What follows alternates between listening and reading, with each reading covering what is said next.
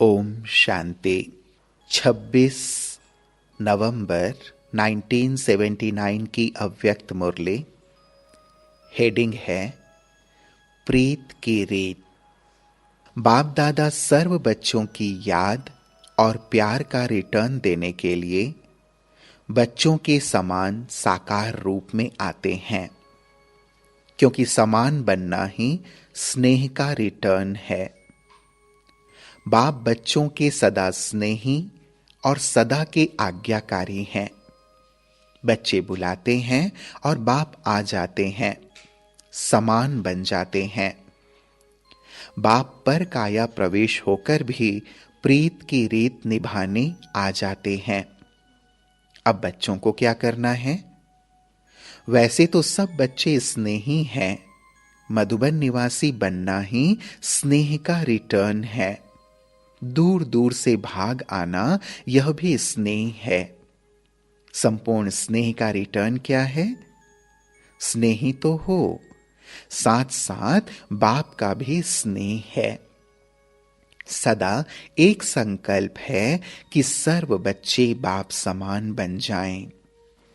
जैसे बाप आप सबके समान स्नेह के कारण साकार वतन निवासी, साकार रूपधारी बन जाते हैं, वैसे आप सब बाप समान आकारी अव्यक्त वतन निवासी बनो, या निराकारी बाप के गुणों समान सर्व गुणों में भी मास्टर बन जाओ। इसको कहा जाता है संपूर्ण स्नेह का रिटर्न। ऐसे संपूर्ण स्नेह का रिटर्न देने वाले बने हो या बनना है? बने जरूर हो, लेकिन नंबरवार। आज बाप दादा सर्व स्नेही बच्चों का खेल देख रहे थे। क्या खेल होगा? खेल देखना तो आपको भी अच्छा लगता है। क्या देखा? अमृत वेले का समय था। हर एक आत्मा जो पक्षी समान उड़ने वाली है अथवा रॉकेट की गति से भी तेज उड़ने वाली है, आवाज की गति से भी तेज जाने वाली है, सब अपने अपने साकार स्थानों पर जैसे प्लेन एरोड्रोम पर आ जाते हैं, वैसे सब अपनी रूहानी एरोड्रोम पर पहुंच गए। लक्ष्य और डायरेक्शन सबका एक ही था।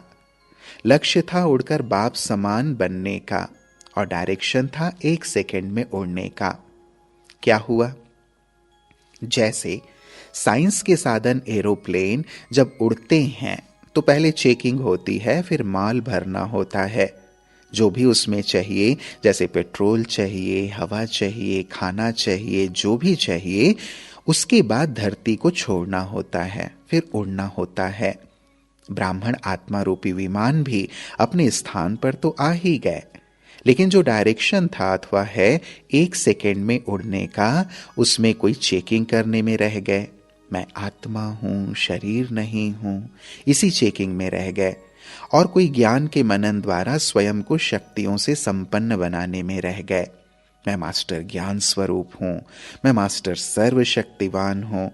इस शुद्ध संकल्प तक रहे, लेकिन स्वरूप नहीं बन पाए, तो दूसरी स्टेज भरने तक रह गए।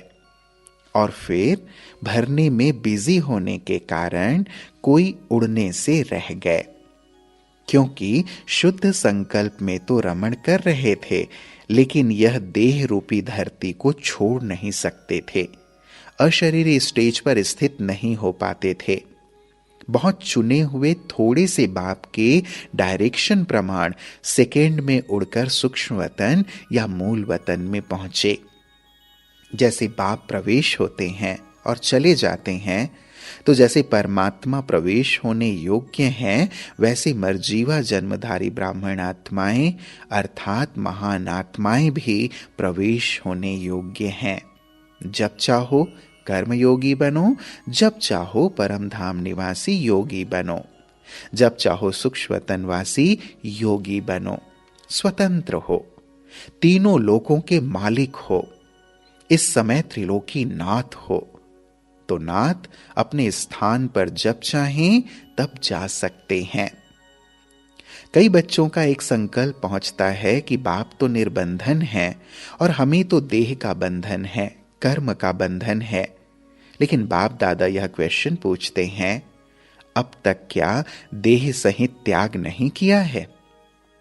पहला पहला वायदा है सब बच्चों का कि तन मन धन तेरा, न कि मेरा। जब तेरा है मेरा है ही नहीं तो फिर बंधन काहे का? यह तो लोन पर बाप दादा ने दिया है। आप ट्रस्टी हो न कि मालिक। जब मरजीवा बन गए तो 83 जन्मों का हिसाब समाप्त हो गया।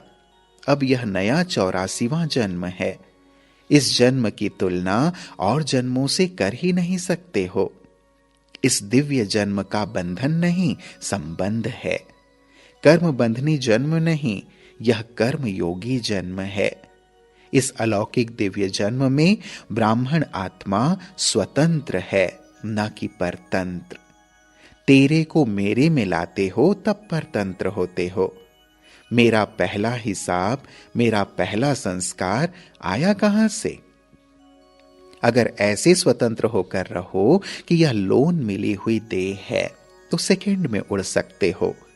जो वायदे करते हो कि जहां बिठाएंगे वहां बैठेंगे, जो कहेंगे वह करेंगे, तो बाप की बंधनी आत्मा हो या कर्म बंधनी आत्मा हो, यह भी बाप ने डायरेक्शन दिया है कि कर्म करो। आप स्वतंत्र हो। चलाने वाला चला रहा है, आप चल रहे हो। आपकी सरस्वती मां की यह विशेष धारणा थी, हुक्मे हुक्म चलाए रहा, तब नंबर आगे ले लिया। फॉलो फादर और मदर। कर्म भोग है, कर्म बंधन है, संस्कारों का बंधन है, संगठन का बंधन है। इस व्यर्थ संकल्प रूपी जाल को अपने आप ही इमर्ज करते हो और अपने ही जाल में स्वयं फंस जाते हो। फिर कहते हैं कि अभी छुड़वाओ। बाप कहते हैं कि तुम हो ही छूटे हुए, छोड़ो तो छूटो। अब निर्बंधनी हो या बंधनी हो, पहले ही शरीर छोड़ चुके हो, मरजीवा बन चुके हो। यह तो सिर्फ विश्व की सेवा के लिए शरीर रहा हुआ है। पुराने शरीरों में बाप शक्ति भरकर चला रहे हैं। जिम्मेवारी बाप की है, फिर आप क्यों ले लेते हो? जिम्मेवारी संभाल भी नहीं सकते हो लेकिन छोड़ते भी नहीं हो। जिम्मेवारी छोड़ दो अर्थात मेरापन छोड़ दो। मेरा पुरुषार्थ, मेरा इन्वेंशन, मेरी सर्विस, मेरी टचिंग, मेरे गुण बहुत अच्छे हैं, मेरी हैंडलिंग पावर बहुत अच्छी है, मेरी निर्णय शक्ति बहुत अच्छी है, मेरी समझ ही यथार्थ है, बाकी सब मिसअंडरस्टैंडिंग में है। यह मेरा मेरा आया कहां से? यही रॉयल माया है। इससे माया जीत बन जाओ तो सेकंड में प्रकृति जीत बन जावेंगे। प्रकृति का आधार लेंगे लेकिन अधीन नहीं होंगे। प्रकृति जीत ही विश्व जीत व जगत जीत है।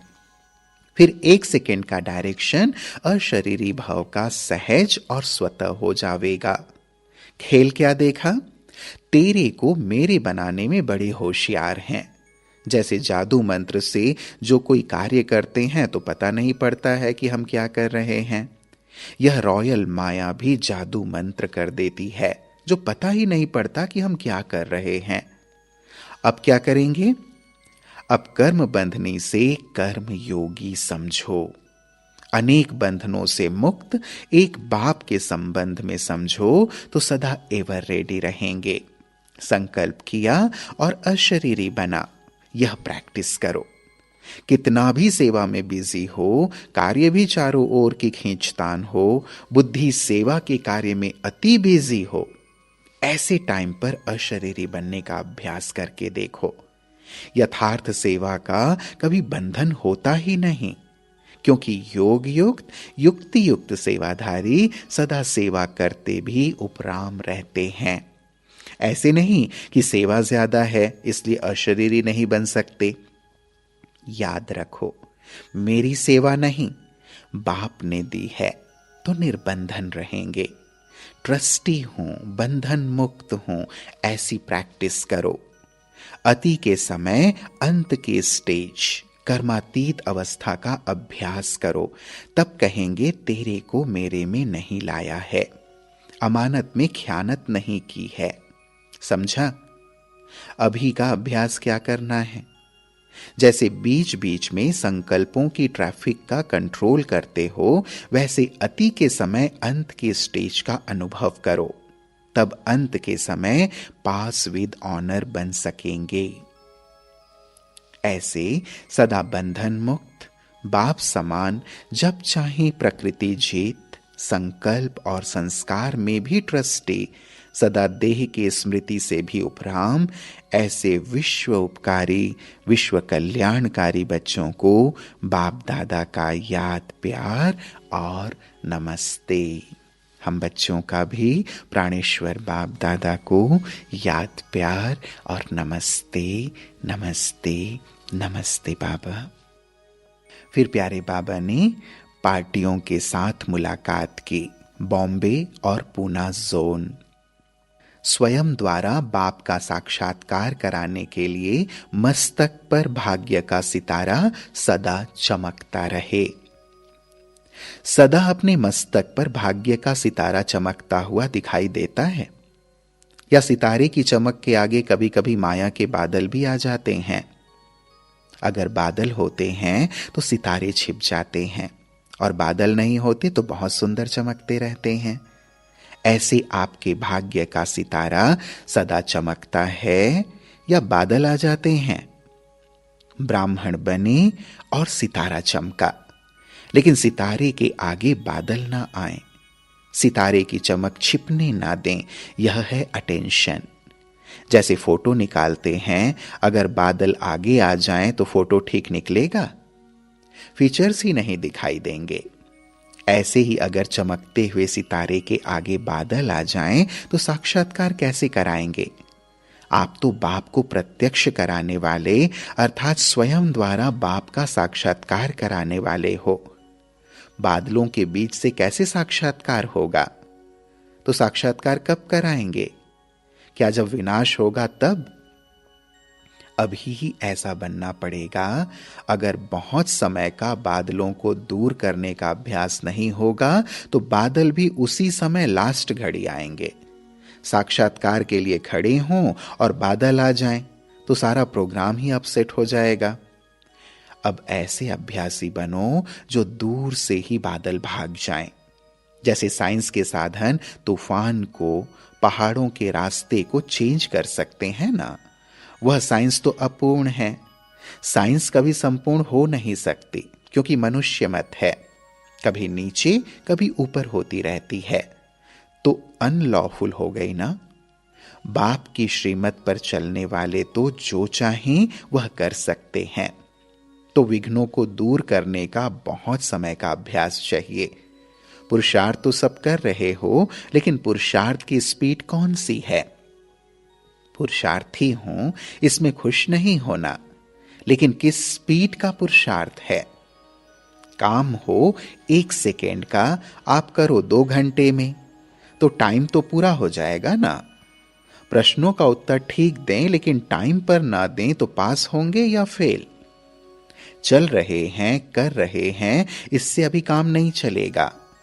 इसमें भी खुश हो जाना कि रोज क्लास तो करते हैं, रेगुलर पंक्चुअल हैं, सेवा भी करते हैं, लेकिन जो बाप का डायरेक्शन है, निरंतर योगी, सहज योगी, उसमें रेगुलर और पंक्चुअल बनो।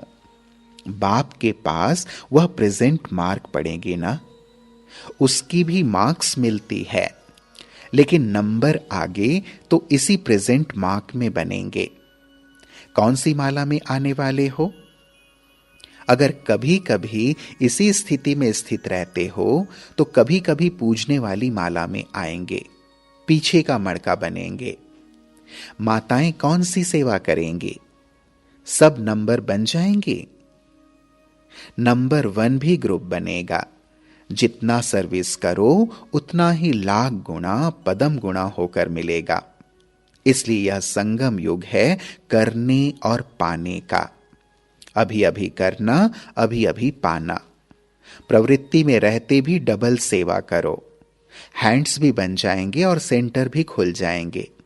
सरेंडर हैंड्स तो कम ही हैं, वह चक्कर लगाते रहेंगे, लेकिन संभालने वाले प्रवृत्ति वाले हों, ऐसे भी सेंटर खुल सकते हैं। अगर बच्चों का गृहस्थी का झंझट है तो कमरा अलग लेकर संभालो। अगर बच्चों आदि की खिटखिट नहीं है, कोई विघ्न रूप नहीं है, तो घर में भी सेंटर संभालो। फिर बाबा ने कहा, परिस्थितियां आना भी गुड लक है, क्योंकि इससे फाउंडेशन मजबूत होता है। सदा अचल अडोल रहते हो। कल्प पहले भी रावण सेना ने हिलाने की कोशिश की, लेकिन अंगद अचल रहे। परिस्थितियां आएंगी और चली जाएंगी, स्वस्थिति सदा आगे बढ़ाएगी।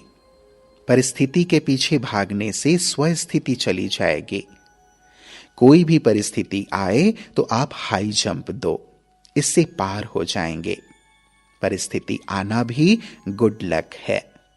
यह पेपर फाउंडेशन को मजबूत करने का साधन है। यह निश्चय को हिलाकर देखने के लिए आते हैं। एक बारी अंगद समान मजबूत हो जाएंगे तो यह नमस्कार करेंगे। पहले विकराल रूप में आएंगे और फिर दासी रूप में आएंगे। चैलेंज करो, हम महावीर हैं। पानी के ऊपर लकीर ठहरती है क्या? आप मास्टर ज्ञान सागर के ऊपर कोई परिस्थिति वार कर नहीं सकती, लकीर डाल नहीं सकती। सदा एक बल एक भरोसा, इसी लगन में रहते हो। जो सदा एक भरोसे में रहे हैं वही सदा एक रस रहते हैं, और कोई भी रस ऐसी आत्माओं को आकर्षित नहीं कर सकता। ऐसी आत्माएं सदा स्वयं भी लाइट हाउस बन निर्विघ्न होकर चलती हैं और अनेकों के निमित्त रास्ता दिखाने वाली बनती हैं। तो रोज कितनी आत्माओं को लाइट हाउस बनकर रास्ता दिखाते हो? यही ब्राह्मणों का कर्तव्य है, यही धंधा अथवा व्यवहार है। सदा बाप के गुणों में अनुभवी मूर्त हो। जो बाप के गुण गाते हो उन सबके अनुभवी हो ना। आनंद का सागर बाप है, तो उसी आनंद के सागर की लहरों में लहराने वाले अनुभवी मूर्त, जो सदा सर्व गुणों के अनुभवी हैं, ऐसे अनुभवी मूर्त द्वारा बाप की सूरत प्रत्यक्ष होती है। आप सब बाप को प्रत्यक्ष करने वाले हो। इतने महान हो जो परमात्मा को भी प्रत्यक्ष करने वाले हो। हर एक की सूरत से बाप के गुण दिखाई दें। जो भी संपर्क में आए उसे आनंद, प्रेम, सुख, सब गुणों की अनुभूति हो। पीछे आने वालों का भाग्य भी कम नहीं, बहुत श्रेष्ठ है। कैसे? पीछे आने वाले बनी बनाई पर आए हैं। जैसे दादे पर दादे बीज डालते हैं और पोत्रे धोत्रे खाते हैं, तो पीछे आने वाले फल खाने वाले हैं। अभी कितने अच्छे साधन, कितने अच्छे स्थान बने बनाए मिले हैं। मंथन करने वाले दूसरे हैं, आप मक्खन खाने वाले हो। इसलिए सदा खुश रहो। सदा अपने भाग्य को और देने वाले दाता को याद रखो। बाप दादा सदा कहते हैं, छोटे सुभान अल्लाह होते हैं, अर्थात समान अल्लाह। अच्छा, ओम शांति।